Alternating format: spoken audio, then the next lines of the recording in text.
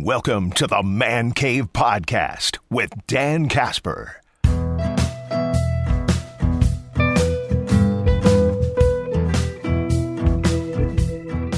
What's up, everybody? Welcome to this episode of the Man Cave Podcast, brought to you by Hy-Vee and Toyson Ford. Dan Casper here, as always. Big thanks for tuning in to this episode of the podcast, where we're going to talk a little football. Devondre Campbell, former Packers linebacker, had some stuff to say about his former team, or maybe some of his coaches from his former team. We're going to go through that coming up in the second half of this episode. But we begin because, well, the brackets are out. Selection Sunday was yesterday. March Madness is here. College basketball, for a lot of us, maybe our favorite time of the year, because you got college basketball with the tournament. You got opening day for baseball coming up. Masters is coming up here. The NFL draft is going on. We have free agency going on right now too. The NBA and the NHL are starting to wrap up their regular seasons and getting ready for the postseason. So let's take a look at the brackets, shall we? Let's take a look at the men's bracket. Well, actually, before we do that, I want to talk a little bit about the Badgers from what we saw in the Big Ten Conference tournament. So Badgers, to me, looked like that team that we saw pre-February, when they got as high as number 6 in the country. And then whatever the hell happened, something just changed where they just fell flat on their face. It was hard to come by wins. Nothing came easy. Then it was like as soon as the Big Ten Conference tournament started, and this is only just a handful of games. Can't ignore that stretch that they went on in February and such.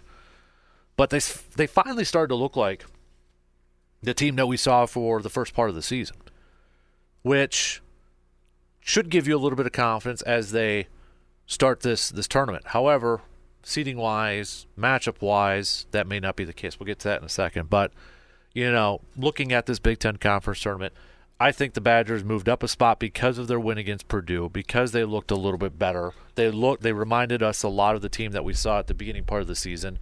A.J. Storr. To me, A.J. Storr, if Bo Ryan was coaching his team, I feel like he'd be pulling out all of his hair watching A.J. Storr play sometimes. I mean, trying to do an alley-oop off the backboard and such, and maybe chucking up some threes when he shouldn't be chucking up some threes. I mean, the dude is a freaking amazing talent, scoring a bunch of points. I'm glad he's on the Badgers, but there's some plays it's like, oh, dude, come on now. And I just feel like I was chuckling with that off the backboard play when he tried to pull a Trace McGrady. And I think it was Bill Raftery who said it on the broadcast too. Can you imagine Bo Ryan watching that on his couch or something like that? So there is parts of A.J. Storr's game I think he needs to get a little bit better at, or chucking up some threes. He makes some threes, but there's a time and a place, I think. And it seemed like at certain times it probably wasn't the best shot selection to attempt those threes. But nonetheless, what a tournament for him. And Chucky Hepburn, man, you got to give that guy a ton of credit. He's a guy that, Badgers fans throughout his Badger career been up and down on him. You can say, inconsistency has been a big issue with him, but defensively and making some clutch baskets, especially the layup to force overtime in that Purdue game, he had himself a hell of a tournament. And hopefully that can go into this to the NCAA tournament, because I am one of those. I know a lot of people believe it too, but I am one of those that view the tournament as, teams that have really good backcourts. It's all about guard play when it comes to the tournament. I'm one of those that believes if you've got good guard play and you've got a good backcourt, you're going to have a shot to go deep in this tournament. So I think Chucky Hepburn, when it comes to, some key players, I think Chucky's got to be one of those key players for the Badgers to win some games and to make a run in this tournament. And he had himself a great Big Ten Conference tournament. With that Purdue game, though, I want to bring up the Zach Edey thing, where, the narrative out there is, how do you officiate Zach Edey? Because he's so big. We know this. He's a big player, and people are throwing out the Shaq comparison when Shaq got to the NBA and such. How do you officiate Shaq? Could be a foul on him almost every time. Could be a foul on him almost every single time. My issue is, though, that's a lame excuse. That's a poor excuse, okay? There's been other big centers out there. There's a few blatantly obvious blown calls that could have affected the outcome of that game, where the Badgers could have lost that game against Purdue. Tyler Wall taking a charge out at the free throw line, for crying out loud. How is that a foul on him? How is it a foul on, was it Steven Crawler or maybe it was Winter, when they're going up for a rebound? Zach Edey's jumping over them, and his elbow is like pushing down on them, but it's a foul on those guys. How? Those to me are clear-cut fouls. To say that, well, he's really difficult to officiate because he's so big, bull. Okay? We've had other big men out there. We've had other centers out there. When it's clear and obvious calls, like some of those, that's not an excuse. That's not an excuse that, well, it's really difficult to officiate him. Those, no. And those were situational calls. Those were calls that could have affected the game in terms of Wisconsin losing that. Got to do better. Got to do better than that. I don't accept that as an excuse, that it's just very difficult to officiate him. I don't accept that. With that, though, let's take a look at the bracket here quickly. So we know by now, a lot of you listening, you know how it is. UConn's the top seed. You got Houston, Purdue, North Carolina as the other top seeds out there. In the East, when I look at this, you got UConn, you got Iowa State. I think Iowa State kind of got screwed with their seeding, to be honest with you, to be put in the same region as UConn. Iowa State was in the running for a 1 seed, so I don't like that one for them. You got Illinois as your 3, Auburn as your 4, and then you've got San Diego State as your 5. To me, this is UConn's bracket. I think UConn is the best team in the country. I think they're the best team in this tournament, and I think UConn is going to the Final Four in this East side. That, to me, is probably the easiest pick for me for Final Four picks. I'm going UConn. I'm going UConn to come out of the East there. Going to the South, you got Houston as the 1, Marquette as the 2, Kentucky as the 3, Duke as the 4, Wisconsin as the 5. To me, this is the spiciest region, the South region here. Because I think you could say of those 5 teams that I just listed, I don't think you should be completely shocked if either one of those makes a run. Wisconsin is in a tough spot going up against James Madison. I know a lot of the national people out there are already picking that as the typical 12-5 upset. But if Wisconsin's playing now, like what we saw in that conference tournament, if that's how they're going to play in this tournament, they're going to win this game, and they got a shot to win a couple games. They got a shot to make a little bit of a run here. If that's the team we saw in the conference tournament, that's the team that we saw in the first half of this season, beginning part of the season, they got a shot to make a run. But Duke, up and down this year too. They've been really high. They've had some questionable losses, same as Kentucky. What version of Kentucky are we going to get? Marquette, I would throw in there too as a 2 seed. But, you know, when you look at some of their big-time games, whether it was Creighton versus or UConn, you know, they couldn't pick up those wins, but they're getting healthier. They're getting healthier for this tournament too. And how much does that factor into it? I think it's a big-time factor when Marquette's getting Tyler Kolek back. That's a huge factor. So this one was probably the toughest region for me to pick. But when I look at this, I might have to go Kentucky in this one. Now, these are not my final picks, okay? These are I should have said this before. These are not my final picks. These are my first glance picks, first impression picks, okay, for Final Four. I might have to go Kentucky in this one. But I'm not confident, and there's a very good chance that I will change this when it's all said and done. There's a very good chance I will change this when it's all said and done. So, the Midwest, you've got Purdue as your 1. You got Tennessee as your 2. You've got Creighton as your 3. You've got Kansas as your 4 and Gonzaga as your 5. Now, if there was a year for Purdue, in my opinion, to make it to the Final Four, I think this is the year for them to do it. Coming off of being upset last year by a 16 seed, you've got to use that as motivation. I'm still not sold on their team. You know, do they have a complete team? Do they have enough guard play to get them into a run? But I look at how this region is set up for them. I think if there was a year for them to do it, it's got to be this year. I will say, South Carolina as a 6 seed can be dangerous. They can be dangerous. Lamont Paris over there has done a fantastic job. The former Badger assistant coach just signed a new deal. Look out for the number 6 Gamecocks. But if I had to do a first impression pick of a team coming out of this one, I'd still probably go Purdue. Because I feel like if the matchups favor them. Just a first impression. Give me a little bit, though. I'll make my picks official on the upcoming episode of the podcast here. West Side, North Carolina is your 1. Arizona is your 2. Your 3 in this one is Baylor. 4, you've got Alabama. And 5, St. Mary's. I'm going Arizona in this one, just first blush. Again, first impression here. Although, Arizona's been kind of up and down a little bit here. I could see maybe, I think I think Arizona's got a nice path to the Elite 8. I don't like to say anything's easy, but I think that sets up. North Carolina, I think if they play Alabama, that might give them some fits. St. Mary's could also be a team that gives them some fits a little bit there too. So I'm going to go Arizona. So my first impression, Final Four, let's go UConn, Kentucky, Purdue, Arizona. First impressions. Not my final, but my first impressions. And then on the women's side, you've got your South Carolina as a 1 seed, Texas as a 1 seed, Iowa as a 1 seed, USC as a 1 seed. Let's go with the South Carolina bracket. Albany 1. South Carolina, Notre Dame's a 2. Marquette's on there as a 10 seed, by the way. Oregon State's a 3. Indiana's a 4. And then Oklahoma's a 5. South Carolina to me. South Carolina, going back, Dawn Staley, that group, they'll be in the Final Four. Albany 2. Iowa's a 1. Number 2 is a UCLA. Number 3 is LSU. Spicy. Iowa, LSU, potentially in an Elite 8 matchup, rematch of last year's national championship to get back to the Final Four. Number 4 is Kansas State. Number 5 is Colorado. Iowa versus LSU in that Elite 8.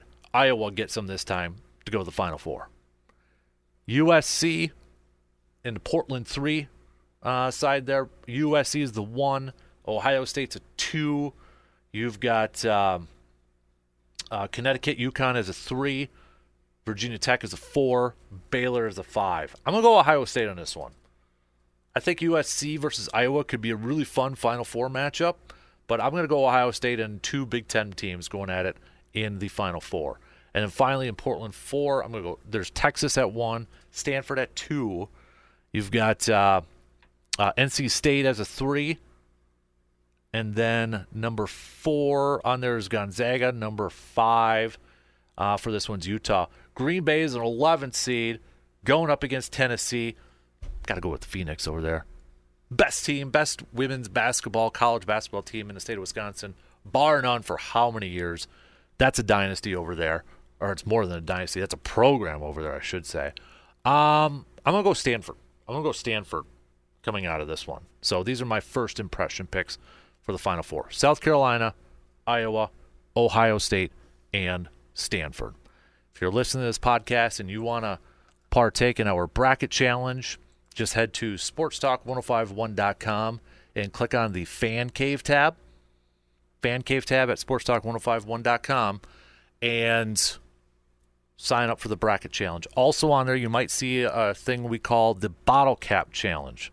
So do you remember back like in the early 2000s where you'd get a soda bottle, like a Mountain Dew or something, this time of year, and then there would be a team name underneath it? I always got Pepperdine, it seemed like, but then you'd accumulate all these bottle caps with different team names on them. If you didn't get to buy one, get one, or get a free 20-ounce bottle cap, because then you turn that sucker in right away.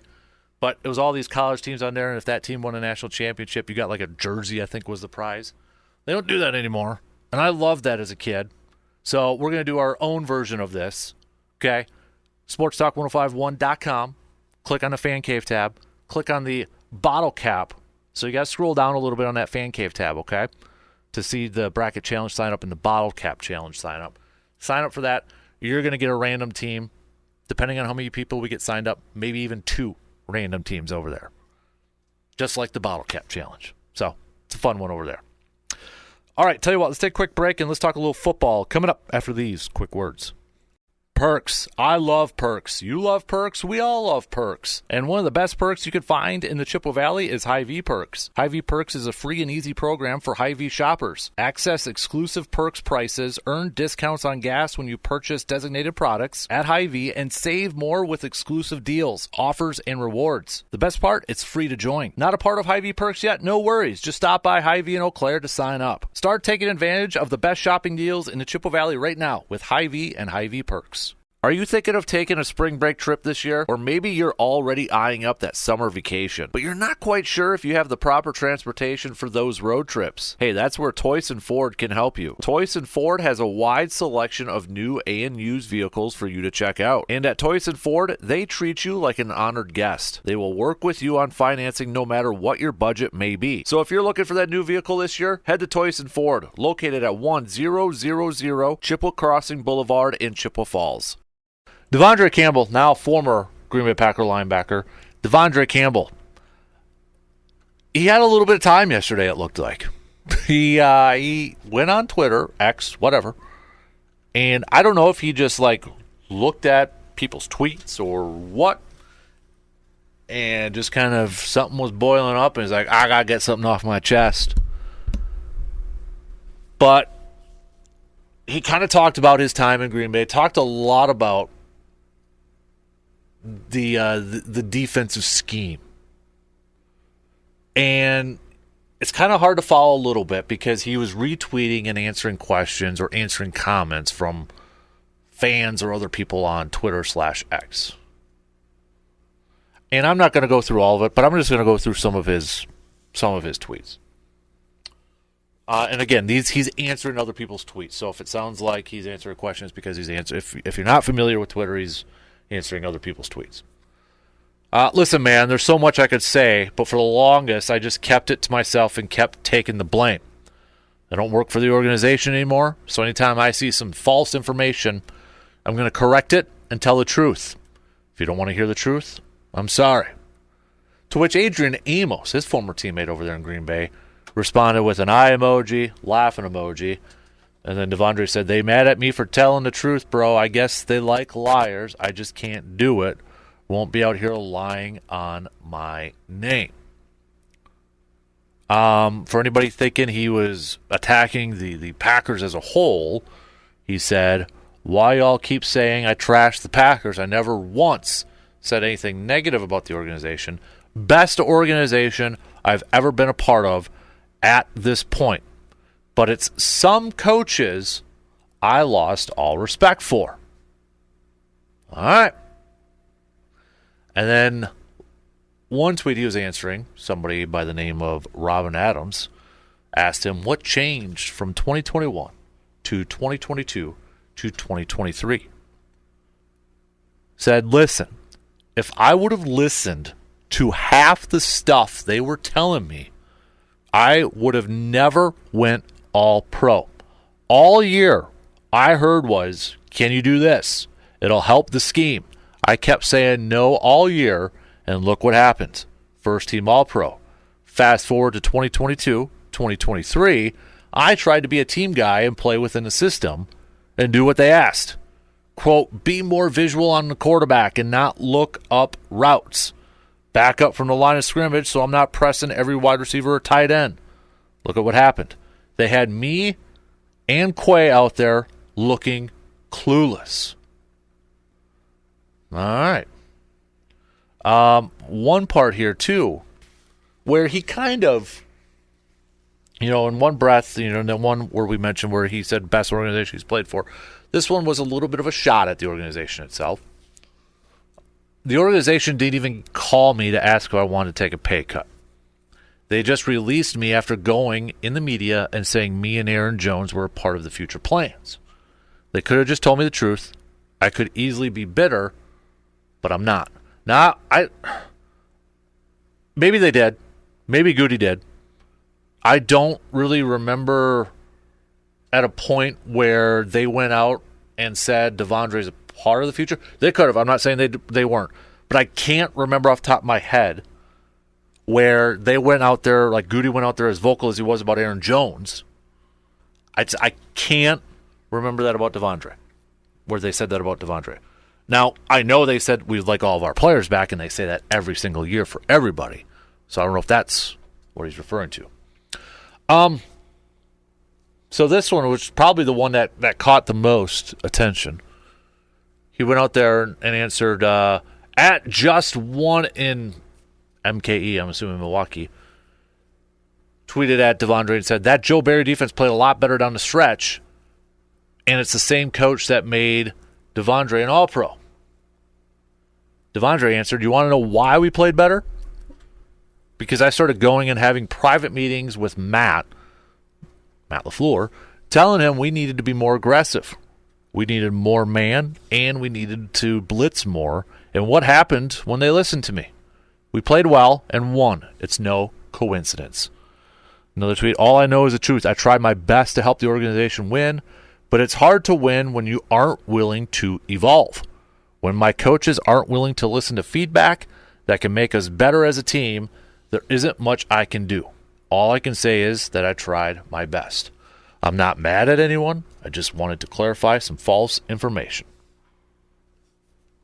He also said the 3 years I spent in Green Bay were definitely special, and I appreciate all the supports you guys have given me over the last 3 years. And he did say about Quay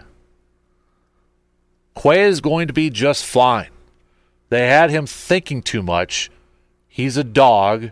You don't make dogs think. You just let them play. He's a great player. I think this new system will fit him perfectly. So those are just a little bit of tweets, comments from former Packer Devondre Campbell, which when I see a lot of that, I mean, is he a little upset that he's no longer with Green Bay? Probably. Human nature. But I also think a lot of that stuff is that he said out there was probably proof or evidence or just reassures what a lot of us Packers fans griped about with this Packers defense. Not evolving. Not being as aggressive. Putting players in a position where they're not in a position to succeed, putting that square peg into a round hole sort of thing. So when I read those tweets, when I read those comments from Devondre, I'm not totally surprised. I think it just kind of, in one hand, solidifies some of the stuff that we kind of thought that was going on. Is he a little upset that he's no longer in Green Bay? I'm sure he is. I mean, he said himself, the best organization he's been a part of to this point. But I also think he probably said some stuff that we all thought, that at least we all saw. And he just kind of maybe confirmed that up a little bit. And I like the part where he said about Quay, because I think Quay Walker is one of those guys that we all assume or we all think is going to benefit from this new defense. Allow him to kind of play in space, roam a little bit more, be a little bit more aggressive. We hear all these positive stuff like from Jeff Hafley, and here's the thing. We hear this positive stuff. Jeff Hafley goes out there, new Packers defensive coordinator, has his press conference, says everything that we want to hear as Packers fans. Says everything perfectly. Press man, man-to-man, aggressive. All the key words, he hit it. We won't know until they actually start playing games now whether they actually do that or not.